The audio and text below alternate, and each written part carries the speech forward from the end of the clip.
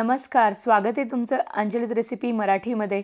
आज आपण बनवणार आहे उन्हाळा स्पेशल साठवणीची किंवा वाळवणीची सांडगी मिरची।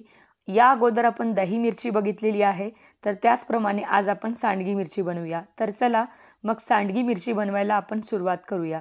तर इथे आपल्याला सांडगी मिरची बनवण्यासाठी काय काय साहित्य लागते ते सगळ्यात अगोदर आपण बघून घेऊया। जसे की तुम्हाला इथे व्हिडिओमध्ये दिसते, मी इथे 250 ग्राम म्हणजे पाव किलो भावनगरी मिरची घेतलेली आहे। तर ही तिखटास कमी असते, म्हणजे बिलकुलच तिखट नसते, तर तुम्ही ही मिरची वापरू शकता, म्हणजे मिरची पूर्णपणे खाल्ली जाते। तर तुमच्याकडे भावनगरी मिरची नसेल तर तुम्ही साधी लाईट कलरमध्ये जी लांब सडपातळ मिरची येते ती थोडी कमी तिखट असते, ती सुद्धा यूज केली तरी चालेल। पण मी इथे भावनगरी मिरची वापरली आहे आणि ही पाव किलो भावनगरी मिरची आहे। त्याचप्रमाणे आपण इथे 4 मोठे चमचे धने वापरलेले आहेत, तर साबूत धने घेतलेत मी इकडे। त्याचबरोबर आपल्याला 1 छोटा चमचा इथे मीठ वापरायचं आहे, तर हे चवीनुसार आपण मीठ वापरलेलं आहे। इथे आपण 1 चमचा हिंग वापरतोय आणि इथे आपण 2 मोठे चमचे म्हणजे जो नॉर्मल पोहे खायचा चमचा असतो त्या चमच्याने जिरं वापरले, 1 चमचा हळद वापरायची आहे आणि 1 चमचा मेथी दाणे। त्याचबरोबर 1 लिंबू वापरणार आहे आपण इकडे। तर चला मग आपण सगळ्यात अगोदर सांडगी मिरचीसाठी जो मसाला लागतो तो तयार करून घेऊया। तर खूप टेस्टी लागते ही सांडगी मिरची। तर सगळ्यात अगोदर एका कढाईमध्ये कढाई गरम करून घ्यायची। कढई गरम झाली की मग लगेच त्यात आपण हे धने टाकूया आणि धने 2 मिनिटात आपले हे भाजून होतील। कढई गरम झाली की खूप जास्त वेळ लागत नाही, 1-2 ते 3 मिनिटात धने भाजले जातात। आता आपण यात 2 छोटे चमचे म्हणजे जो नॉर्मल पोहे खायचा चमचा असतो त्या चमच्याने आपण इकडे जिरे घेतलेले आहेत। तर जिऱ्याऐवजी बरेच जण यात ओवा सुद्धा वापरतात, तर तुम्ही तुमच्या इच्छेनुसार जिरे किंवा ओवा वापरू शकता, पण इकडे जिरे भाजून घेतलेत आपण। आता त्याचबरोबर 1 चमचा मेथी दाणे, गॅस बंद करायचा आणि फक्त गरम कढाईमध्ये हे मेथी दाणे भाजून घ्यायचे, नाहीतर मग मेथी दाणे जर करपले गेले तर याचा कडवटपणा सांडगी मिरचीमध्ये येऊ शकतो। तर बघा खूप लवकर हे भाजून तयार झालेले आहेत।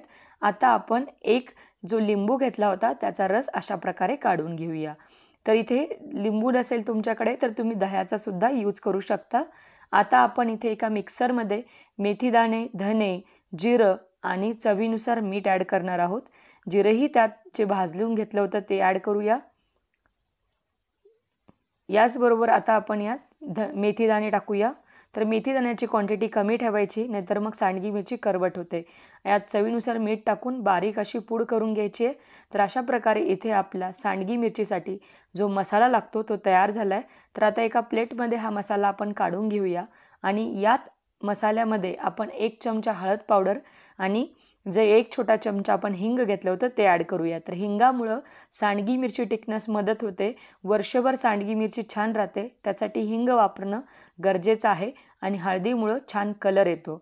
तर अशा प्रकारे इथे आपण हा मिक्स मसाला करून घेऊया आणि यात आता आपण जो आपला लिंबाचा रस आहे त्यांनी हा मसाला थोडासा ओलसर होतो आणि मिरचीमध्ये व्यवस्थित भरला जातो। जर अगदीच कोरडा मसाला असेल तर मिरचीच्या बाहेर येऊ शकतो, तर त्यासाठी ओलसरपणा आणणं जरुरी आहे, म्हणून इथे मी लिंबूचा रस वापरला आहे। लिंबू नसेल तर दही वापरा किंवा साधं पाणी वापरलात तरी चालेल, पण लिंबामुळं छान टेस्ट येते। आता इथे आपण ही जी भावनगरी मिरची आपण स्वच्छ धुवून कपड्यांनी पुसून घेतलेली आहे, तर मिरची ओलसर नसावी याची काळजी घ्यावी, नाहीतर मग सांडगी मिरची लवकर खराब होऊ शकते। तर छान कपड्यांनी पुसून घ्यायच्या आणि अशी मधोमध चीर द्यायची आणि यातल्या ज्या बिया असतात त्या काढून घ्यायच्या, म्हणजे मिरची बिलकुल तिखट लागत नाही आणि अख्खी मिरची आपण खाऊ शकतो। तर त्यासाठी जरी यातल्या बिया नाही काढल्या तरी चालतील, पण मसाला खूप मोठ्या प्रमाणात छानपैकी भरला जातो, तर त्यासाठी मी यातल्या बिया काढून घेतलेल्या आहेत। तर अशा प्रकारे आपण 1-2 ते 3 मिरच्या तुम्हाला मी इथे कट करून दाखवल्या आहेत आणि त्यातल्या ह्या बिया काढून टाकलेल्या आहेत। तर ही सांडगी मिरची अतिशय टेस्टी होते। इथे सगळ्या मिरच्या माझ्या कट करून झालेल्या आहेत उभी चीर देऊन। आता यात आपण आपला जो मसाला आहे तो भरून घेऊया।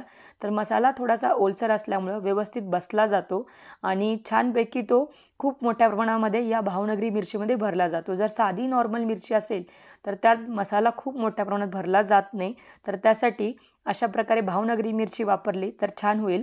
तर अशा प्रकारे बघा, आणि त्याचं ज्या मिरचीचं तोंड आहे ते थोडंसं प्रेस करून घ्यायचं, म्हणजे मसाला व्यवस्थित मध्ये बसला जातो। तर आता या प्रकारे आपण दुसरीही मिरची भरून घेऊया। तुम्ही थोडंसं तिखट खात असतील तर यातल्या बिया नाही काढल्या तरी चालतील।